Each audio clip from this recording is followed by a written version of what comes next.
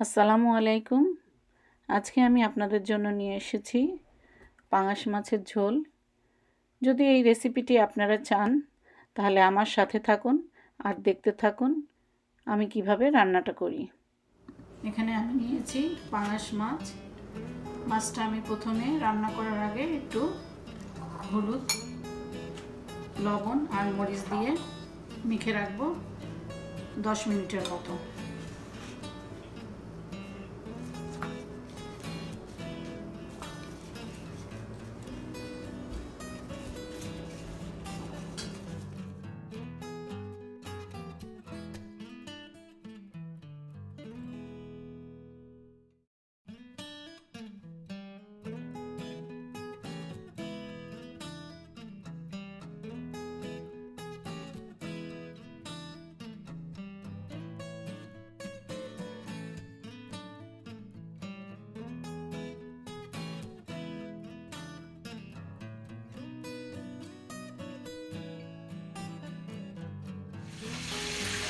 মাছটি রান্না করতে আমার লাগবে পেঁয়াজ কুচি।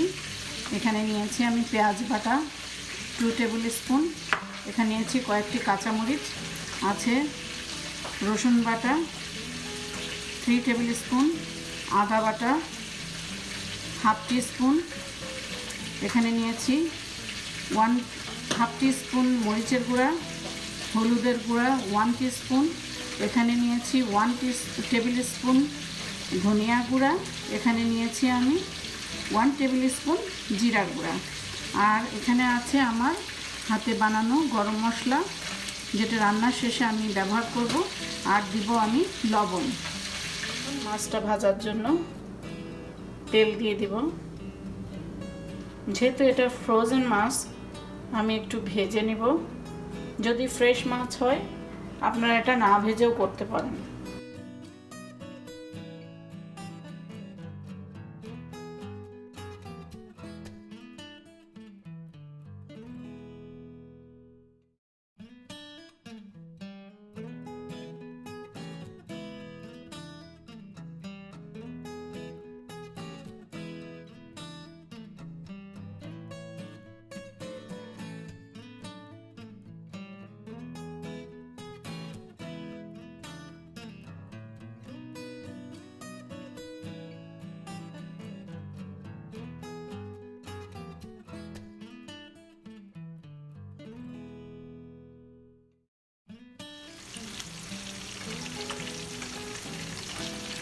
আমি মাছটা বেশি কড়া করব না, জাস্ট হালকা একটু এপিট ওপিট ভেজে নেব। মাছটা ভাজা হয়ে গিয়েছে, এখন আমি এগুলোকে উঠিয়ে রাখবো।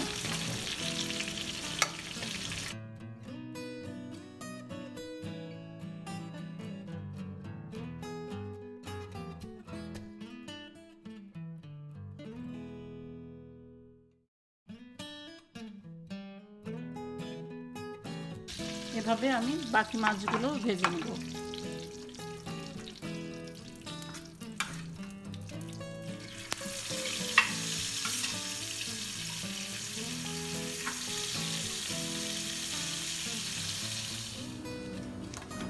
এখন আমি মাছটি রান্না করার জন্য দিয়ে দিব তেল। আমি ভেজে রাখা তেলটা ইউজ করব।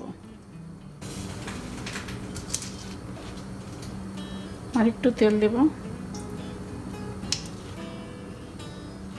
তেলটা গরম হয়ে গেলে এখন আমি দিয়ে দেব পেঁয়াজ।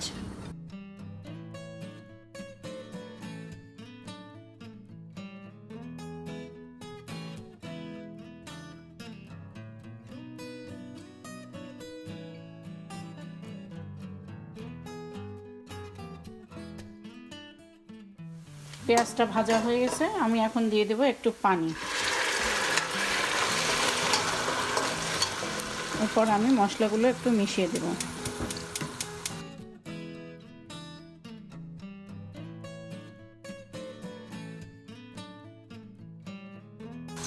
এখানে আমি একে একে সব মশলাগুলো মিশিয়ে দিচ্ছি।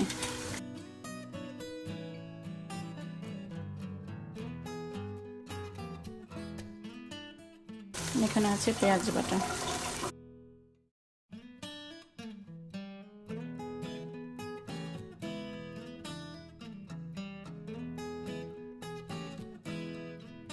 দিয়ে দেব লবণ।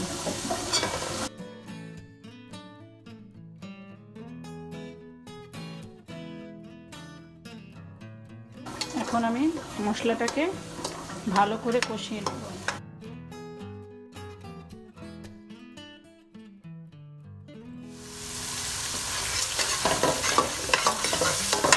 মশলাটা ভালো করে কষানো হয়ে গিয়েছে। এখন আমি দিয়ে দেব হাফ টেবিল স্পুনের মতো গরম মশলার গুঁড়া।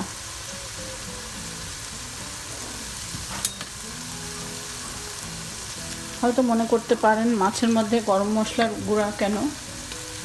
ট্রাস্ট মি, এটা যদি আপনারা ব্যবহার করেন মাছের স্বাদটা অনেক গুণ বেড়ে যাবে।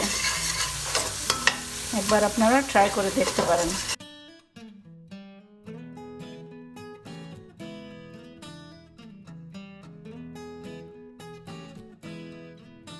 আমি আবারও দিয়ে দেব অল্প একটু পানি।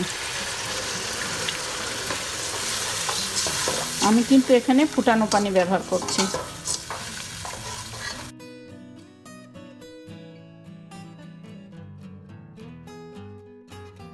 ঝোলটা ফুটে উঠলে আমি দিয়ে দিব মাছগুলি। এখন আমি আস্তে আস্তে সব মাছগুলো দিয়ে দিব।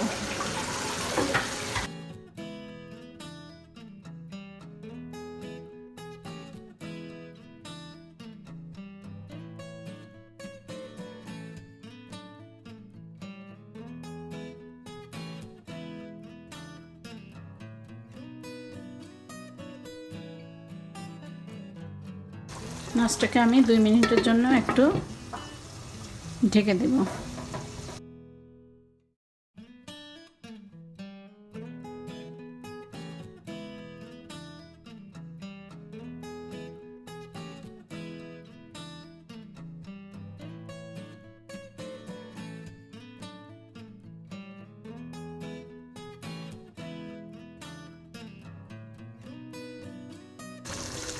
এখন আমি দিয়ে দিব ঝোলের পানি।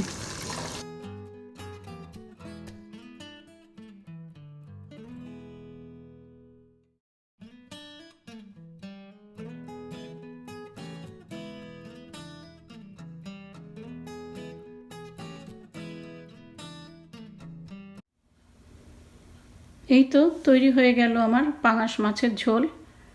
যদি রেসিপিটি আপনাদের ভালো লাগে তাহলে please like, share and comment করবেন, অ্যান্ড সাবস্ক্রাইব করতে একদমই ভুলে যাবেন না।